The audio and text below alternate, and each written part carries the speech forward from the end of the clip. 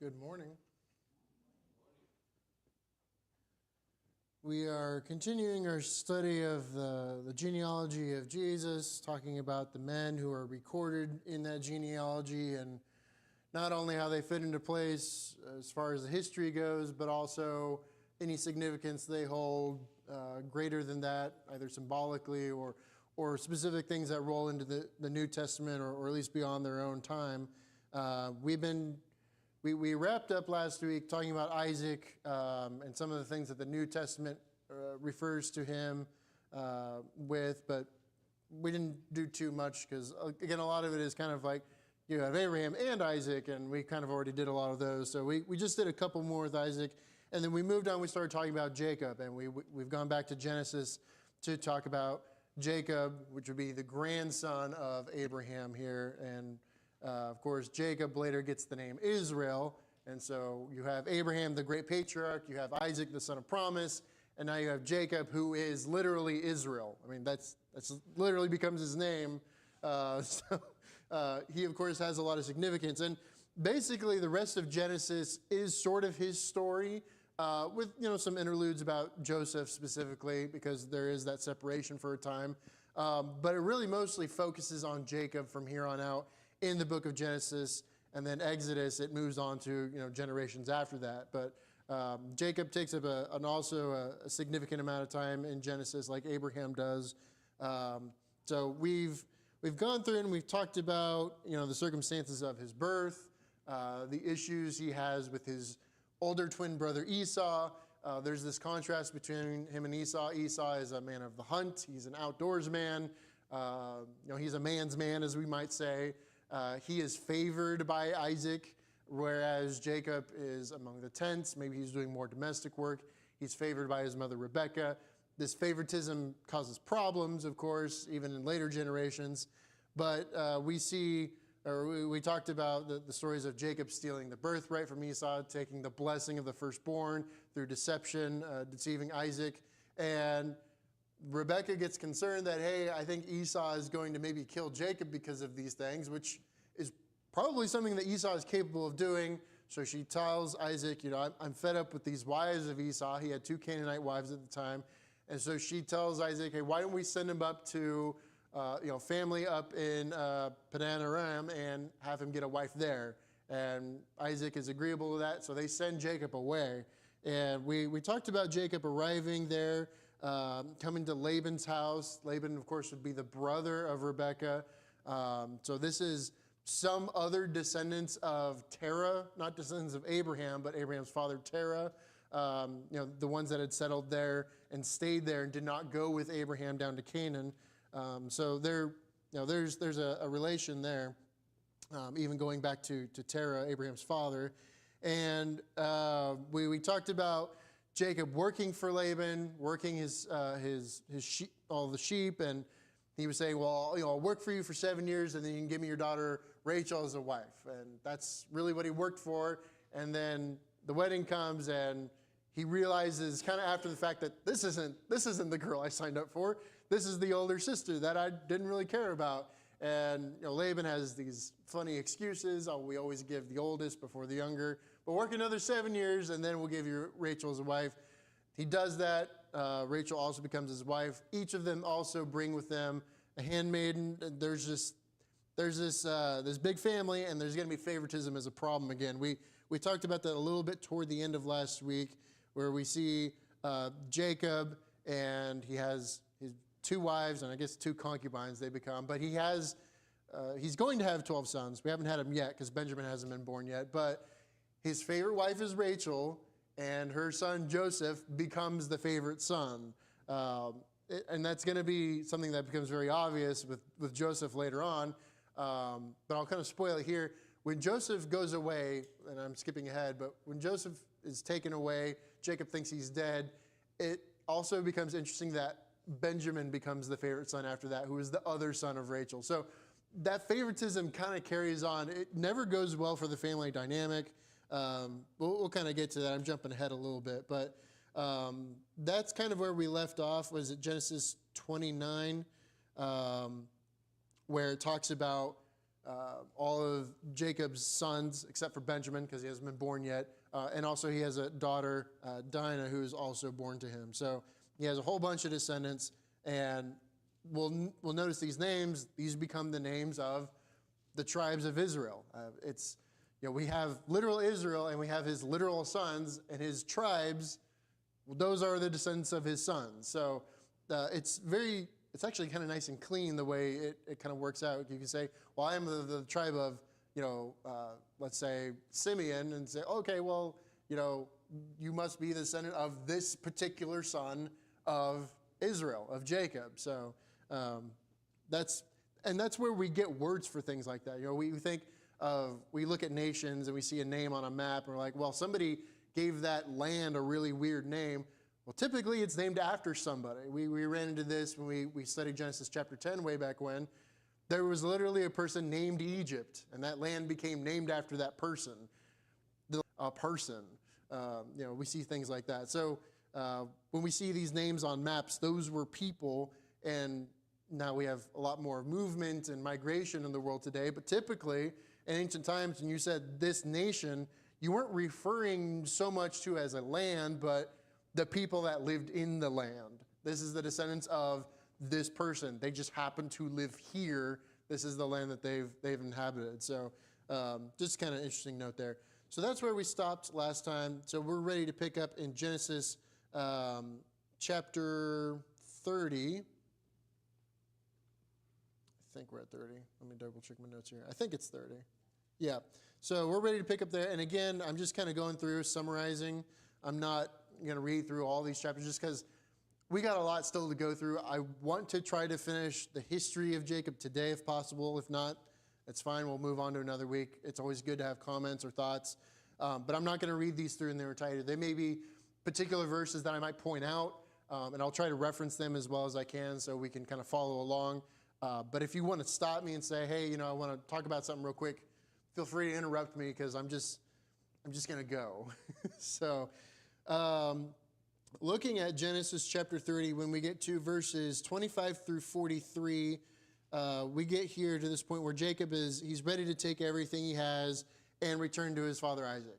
He's saying, I've been here a while, I've been established, my family is established, I'm ready to go back to Canaan. Remember, he's not in Canaan, he's up in what would be modern day Syria right now with Laban's household. So he's ready to go back to Canaan because that's the land that Abraham was called for his descendants to inhabit. So he's ready to go back to Canaan. But Laban isn't really interested in having Jacob just go off and leave. And it seems because the reasoning is that God is with Jacob. Everything he's doing is going well. So as long as I've got Jacob here in my household, things are going to go well for me too. And we see this in other places. Obviously, Joseph is going to be a pretty close example coming up. Anywhere Joseph is, good things happen. And the people around him notice, so they put him in charge. Like, hey, everything you do goes well. I can trust you. Everything is good under your control. I'm just going to hand it over to you, and I'm going to benefit from it. I mean, Potiphar does that. The warden, the jailer in Egypt does that. Pharaoh in Egypt does that. Effectively, all of them say, God is with you. You're being successful in everything you do. I want you with me. Which is really interesting to think about because a lot of these people who get these, I guess I'll call them residual benefits of a presence of someone who's godly, they may not worship God in the same way, or they may not know God as well as this person does, but they notice something about them. And I think that's a really interesting thing for us to take away as our own individual selves when we're going through our life and people notice like there's something different about this person, all the things that they're doing. Maybe it's not like we're financially successful in everything we do, but there's something different about us than everything else you see in the rest of the world.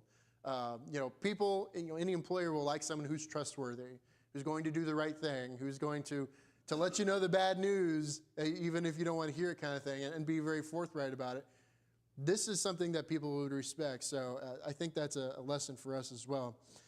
So Laban's not really interested in just letting him leave because of this kind of benefit he's getting. So he offers him, I almost kind of look at it as like a parting wage or a severance wage, to kind of get to him to work for him just a little bit longer. And he basically, instead of like accepting a gift, what's going to happen is Jacob is going to agree to kind of work with him, and then any the speckled or spotted, dark-covered sheep he'll take, and the rest will be for Laban. So he's kind of going to get like almost a piece of the estate in a way, but it's only going to be certain kinds of sheep, the way they look. This was probably initially a very small part of the flock. That probably would make the most sense. I don't think Laban would just be like, yeah, take 80% of my wealth. That's fine. No, it was probably just a small amount. And then it's like, oh yeah, that's fine. I can take this loss. That's not a big deal for me. But we see Jacob kind of manipulate the breeding of the sheep. He's gaming the system is what we'd call this. He's very clever, which causes a large number of these strong, speckled, spotted, dark-colored sheep to basically belong to him, while these weaker ones are going off to Laban. So he's tipping the scales in his favor, because he's the one operating the program, it seems here, and he's kind of making it so that he's going to get a little bit more out of this.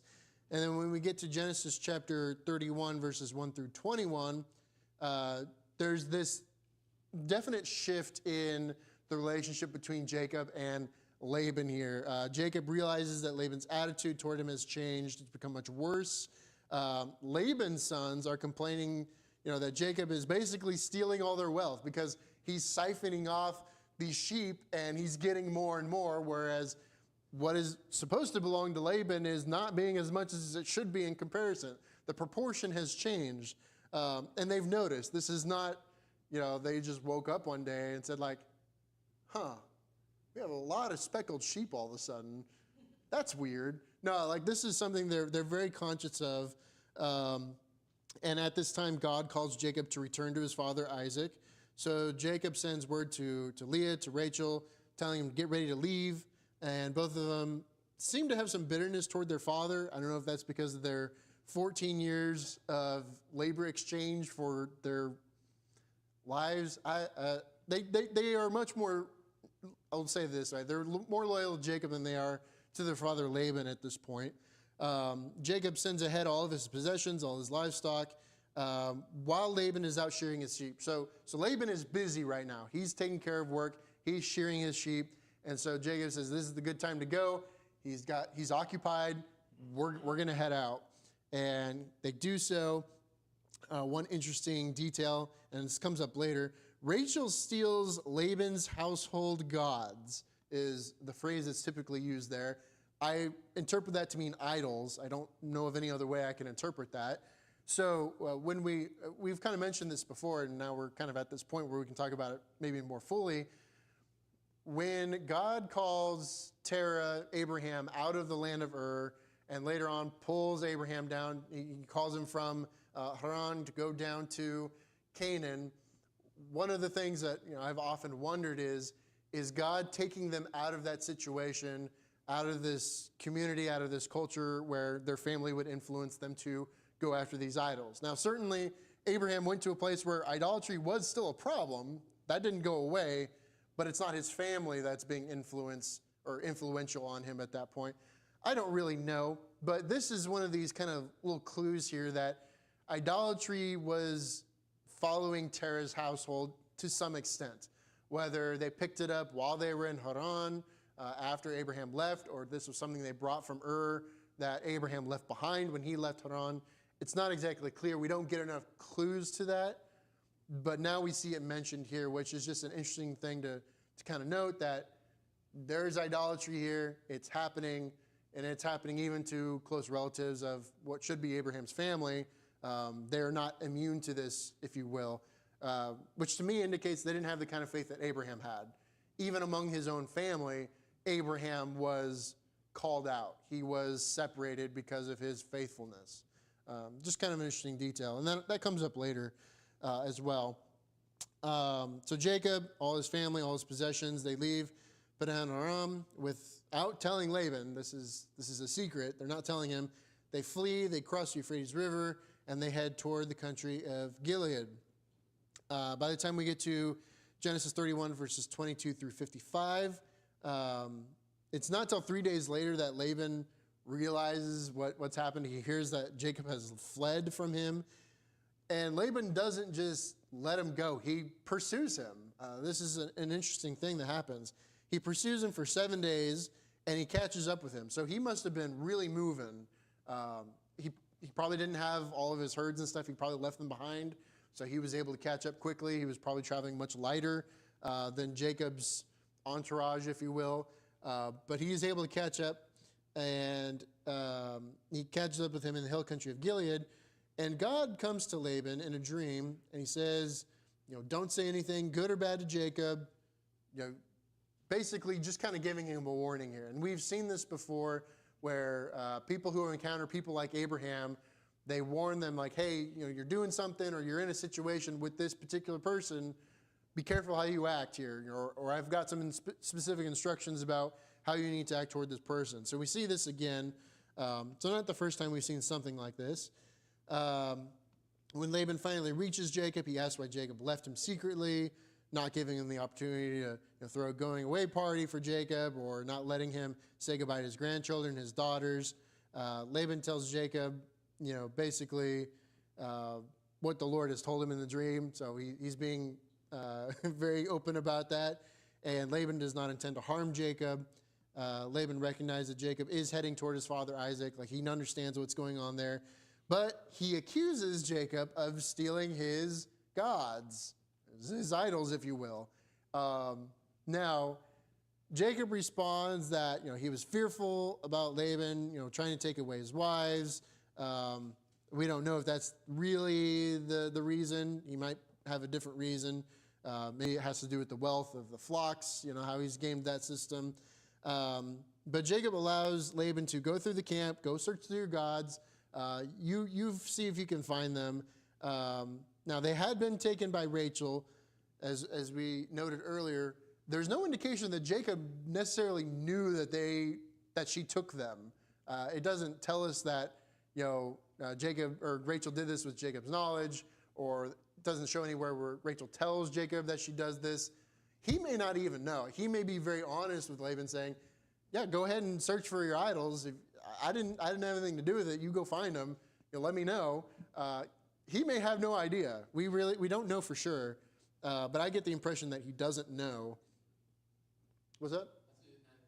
My version in verse 32 says he did not know. Yeah, that's I think the implication I get from most of them. But which is an interesting thing. Like, why would she do this and not tell him? I don't know. She's the favorite wife. I don't know if she can get away with more or not. But so Laban does this. He goes to the camp, and he's searching. He gets to Rachel's tent. She's sitting there, and she's sitting on the idols. He can't tell, but she's sitting on them. She says, she's on her period, so she's not going to be moving. This is probably a lie. We don't know, but it's very happenstance if not. So Laban can't find him. He kind of gives up, it seems. Jacob becomes frustrated with Laban. He's pointing out all the good that he had done for him. Laban and Jacob, they make a covenant. Laban tells Jacob, not to take any other wives, and Laban will not bother Jacob. We'll just part. And in the morning, Jacob, he says his goodbyes, says goodbye to his daughters, his grandchildren. He leaves. That's going to be pretty much the last that we're going to see majorly of Laban after that point. I'm going to stop there. Any comments or anything? There's a lot going on between Laban and Jacob here. I don't know if there's anything else we want to talk about specifically before we move on. Go ahead. Laban's attitude toward Jacob as he gets ready to leave illustrates something that we need to learn, because Laban is angry with Jacob if he stays, and he's offended at Jacob when he leaves. And there are people like that in our lives, and when we come to that point that there's not going to be any reasoning with them, we just need to move on. It may be friends, it may be, and it doesn't mean that we'll never speak to them again, but we recognize that this is a dangerous circumstance. A fool is not your friend. And they may call themselves your friend, but when you determine that they're not being reasonable, can't be reasoned with, it's time to move on. Yeah, and I don't know. To me, Jacob and Laban kind of like to play the same games of, I don't know if they're both of them are very deceptive people, which doesn't really help that either. And we see that play out, both of them, in their encounter with each other. That was not going to be a long-term good thing. At some point, one of them was going to get out at the other, I think. It's interesting to me when people complain and speak to you about how they are offended. They will speak the truth in the way that you know they know how they should be acting. Mm. They know the proper way to act, and they're going to pretend like they're acting that way, but their actions say different. Very good. Let's continue on then. We get this interesting, and I don't really have much to say about it, but I want to point it out because I just think it's interesting. There's this short description of that we see in Genesis chapter 32, verses 1 and 2. As Jacob is continuing to travel back to Isaac, it says he's met by angels of God. And so he gives the name of the place Mahanaim, which means two camps. No other details are given about this encounter. It just says he's met by angels of God. I don't know what to pull from this. I just find it really interesting. There's always these moments where we could crave I want more information about this. This sounds like a really interesting experience, but we get nothing else except for he names this place that name. That's it. I think though, if there's anything we can take away from this, it's obvious that God is interested in Jacob's well-being. He's got angels meeting him along the way. And again, we have no details. Do we know that Jacob knew they were angels, or were they just taking the appearance of a man? We don't really know. We don't have any details about that. But it is clear that this is not a situation, and deists get into this problem all the time, where they're like, yeah, God created the world. He did all these things at the beginning, and now he's just left us alone to our own devices. We don't see that being God's character throughout Scripture. He's always involved. Now, he's not always mentioned. He's not always given credit. But it's not like he's not there, that he doesn't know what's going on. He's always involved. I think this is evidence of that, even if we don't really get any detail of it. You had your hand up? Go ahead. So it's interesting. I know I'm getting ahead a little bit, but Jacob has this elaborate plan to meet Esau, and he sets his group in order with the animals and the family, and then he's last. I've often wondered if angels didn't give him that plan. We don't know that. But it's interesting that I've always thought, just reading the text, that Jacob sent his family before him, and that if Esau's intent on harm, that may put them in danger. But if you go to the map and you see where they are, actually what he did was he sent them to the opposite side of the river from Esau. So Jacob was the first one that Esau met on the same side of the river. Mm. And so it actually was a plan that kept them out of danger rather than putting them in danger. But it was so elaborate, I always thought, well, did he come up with that plan? It sounded very specific. Yeah, you are skipping ahead a little bit, but yeah. and we don't, there's no way for us. This meet might have been about that. Yeah. We don't know. If I'm gonna guess, I'm gonna guess that it's either they're telling him to continue down to Isaac, reaffirming what God had said earlier to him. That's my biggest guess. We don't really know, so we can wonder, and it's a fun time to wonder, but we don't really know. But I wanted to bring that up just because it seems like something that would be such a big deal, and it's just a very brief mention here. Like not a big deal at all as far as the Bible's concerned. But if we were in that position and we had that experience, we might want to write down a little bit more about what happened. But apparently not. So when we get to Genesis 32 verses 3 through 21, we see Jacob, as Jeff has kind of brought up, he's preparing to pass through the land of Edom. So this is the land controlled by his brother Esau and his descendants. Jacob sends messengers ahead of him to Esau. The messengers return telling him that Esau is on his way to meet him, and he's accompanied by 400 men. Now, that throws up the little red flags in Jacob's mind. Like, okay, why is he bringing 400 men? What's his intention here? Like, that doesn't seem like a nice move. That seems like a possible approach of an attack. So we see that Jacob prays to God for safety from Esau's hand, and he sends several raids of messengers ahead of him bearing gifts of livestock that there's to give to Esau, basically to seek Esau's favor here, quell any hostility that Esau may still have against Jacob, because does Esau really have any reason to be angry at Jacob after all these years?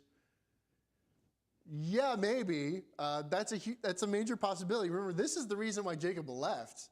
It wasn't really because of Esau's wives. That was kind of an excuse. He was sent away because Rebekah was afraid that Esau was going to kill him because Jacob had stolen his birthright. He had stolen his blessing from Isaac. Now, Esau did get a blessing, but it wasn't really as nice. It was far from that. So Esau, I can imagine him being a guy who harbors a grudge. So Jacob has every right to be very concerned about this. When we get to verses 22 through 32, Jacob begins crossing into the area of Edom. He sends all his children and wives across the ford of Jabbok. After that, he sends over his possessions. And he's left alone for a time here. He's all alone. And we see that he wrestles with a man till daybreak. This is, again, one of these things where we're like, there should be more detail here. It's given us more than we saw earlier that I talked about with the angels of God, but there still feels like we're missing something. But he wrestles, it says a man with daybreak. Most people understand this to be an angel of God. But the man wrenches the socket of Jacob's hip during the contest because the man's not able to overwhelm him. So he demands Jacob, let him go. And Jacob says, no, you're going to give me a blessing before I let you go, which is an interesting term or terms of surrender. I won't let you get away until you give me a blessing. I don't know. Maybe it was more of a customary thing in ancient times. So Jacob is blessed, and he's given the name Israel. The name Israel means he struggles with God. Now, this certainly seems to be kind of a play here on him struggling with this man or this angel from God, this wrestling contest, if you will. But it's also, I don't know if I'm looking too deeply into it. I think about the Israelites and their history and how much they struggled with God all along the way, generations after. I mean, you could apply it both ways, honestly. And that's not to say that they were completely unfaithful all the time, because certainly there were times where they really did serve God truly and faithfully. But if you take the history as a whole, there were struggles with God. I mean, they had the law. They were the sons of Abraham. They were of a special blessing, a called out people, and yet that wasn't always enough for them. They struggled with God. So I think that's an interesting name to be given. Like I said, some say that this man is an angel of God. There's a real lack of description here. There are some some commentators will go as far as to say that this man is Christ himself, because he's referred to as being God. He has authority to give a blessing. I'm not ready to take that step far. I think an angel would be sufficient. If he's a messenger from God, he would be able to give that blessing. He would have that authority. If God gave the angel authority to do that, if he's giving that message. But you might see that if you read commentaries about this story. There are some who think about, well, maybe this might be Christ and Israel is struggling with Christ himself. I don't know. I'm not about to take that step. That may be a little bit, I need some more detail for that. But just know you might see that come up in some commentaries. We get to Genesis 33. Jacob sees Esau coming toward him. He's got his 400 men. And Jacob, he's divided his family into 3 groups. I won't get into all the groups. That's a bit more detail than maybe we need. But Jacob goes ahead. He bows before Esau 7 times, so very respectful, very polite, if you will. He bows before him 7 times. He's showing submission to Esau. And I believe that Jacob still isn't really sure what Esau's intentions are. Esau is coming to meet him, but he's also got these 400 men. What's the deal with that? So, remember last time he was with them, Esau wanted to kill him. So, we don't know if time has healed that wound yet. But Esau seems actually very happy to see Jacob. This is one of these things where Jacob is expecting the worst, and it seems that everything actually turned out all right. Esau is happy to see Jacob, and he, despite these 400 men that are with him, Jacob notes that he runs ahead, he embraces him, kisses him. They're weeping together. It's a good reunion. They're happy to be together. So Esau sees Jacob's family. He asks about them.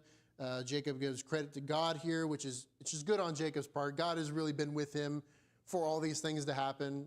He obviously understands that. So Jacob gives credit to God about his family and all that he has. They all come to Esau. They respectfully bow. Esau then asks Jacob about all these gifts that you sent ahead. Like, hey, what's with all these gifts? Why'd you send me all these? And Jacob says that he wanted to find favor in the eyes of Esau. Esau tries to refuse them, but Jacob insists. Like, hey, these are gifts to you. Don't refuse them. I insist you have these. This is the kind of exchange that shows that they're kind of on good terms at this point. Things have gotten much better since they separated. Esau asks that he accompany Jacob, but Jacob says, we're going to go too slow. We've got all this literal baggage that we've got here. Go on ahead of us. Esau may be offering this as, here are my 400 men to protect you along your journey. Jacob is not there to see Esau. We have to remember he's coming back to see Isaac. That's his goal here. So I think he's not trying to get bogged down necessarily with this reunion with Esau. He's going to keep going. It seems to be his plan. So there's never really any further reunion with these two brothers. This seems to be it, and then they kind of part ways again. Because we see Jacob traveling to Shechem, to Shechem in Canaan. He buys a plot of land. He pitches his tent outside the city. He builds an altar to God. He's not sticking around with Esau at that point. So whether that's because he's afraid Esau might turn on him still, or he's trying to go his own way, have his own goal, one or the other, or maybe part of both. So that's it turns out all right. Everything goes well for him. Any comments, questions up to that point? I've been talking a while. See if you got any thoughts. Say something about Jacob wrestling with the angel. A dad wrestles with his children or his grandchildren. Mother has maybe a different relationship, obviously. Maybe they sit and talk with the mom. Children need to have this courage to be open, honest, and engaging with their parents. That's what you want.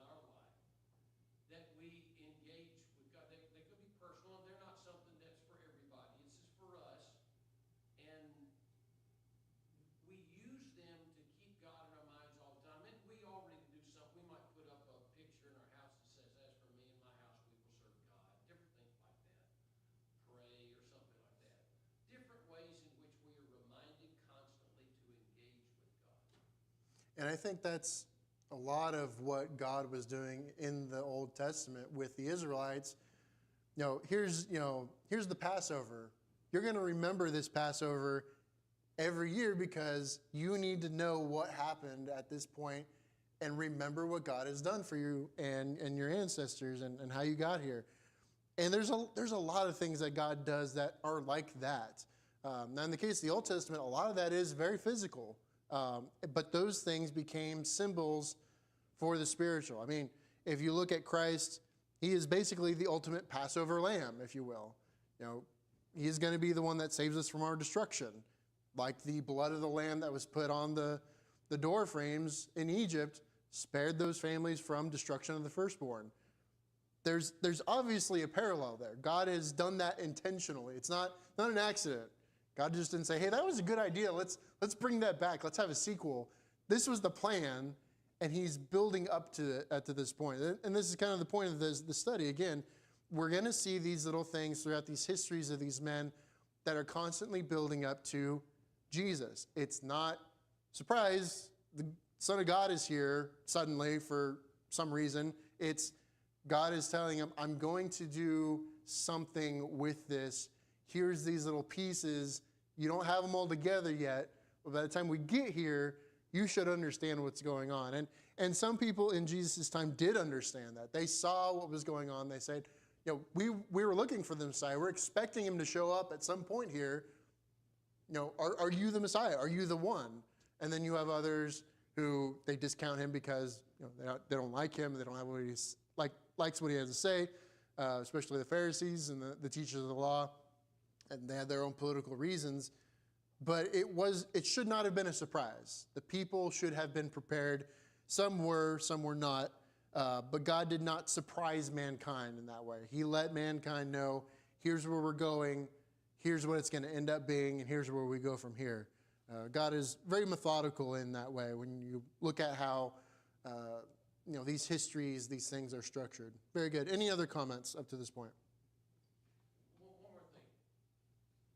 If you sit your child down and say, okay, you got anything you want to talk to me about, you're going to get a big nothing. It's the same thing in a lot of circumstances like that in life. But it's through these things that we do with our children that are unscheduled, fun, and not things that we'll think about 20 years from now, that these you relax and you're able to open up. And the same is true with God. If we engage with God, he will teach us, he will show mercy, and we will build a bond with him like parents and children form bonds. And that's why it's so important that we don't keep God at a distance. We're not so afraid of him that we won't engage with him. He is merciful. He's looking for the best in us. He will help us be the best version of ourselves. And we can't be so afraid of him that we won't. So that's all. Yeah. Okay. I'm trying to decide if that's where I want to stop. That might be a good stopping place, though, actually. I mean, we got a couple minutes, but the next section is going to be more than a couple minutes because we're going to get into the Jacob and his sons and their interactions with the people of the city of Shechem, and that's a bit of a story. So that's not one I want to gloss over too much. So we're gonna stop there. Obviously, we didn't get through all the history. There's a lot here. There's a lot to take in, and I do want to go through a lot of it because a lot of it is very important for later things that happen. So I don't want to skip it in its entirety, but sometimes summing it up is not as fast as I would like it to be. But we'll pick up there in Genesis 34. We'll talk about their interactions with the people of Shechem. And I know a lot of what we talked about with Isaac. We just did a couple things in the New Testament after his time had passed. There's some things I probably will want to say about Israel that's still in the Old Testament, but maybe just later on, things that the prophets talk about in the Old Testament. And then, of course, we'll talk about maybe some things in the New Testament. And then we'll move on to Judah, but that may take us a couple weeks to get there. But I think it'll actually be more interesting once we get to people like Judah, because it's not like the big three, Abraham, Isaac, Jacob. We'll talk about descendants later on that don't get as much, they don't get talked about as much, but we might have a lot of interesting things to say about them. So we'll pick up there in Genesis 34 next week, and we'll continue on. Thank you.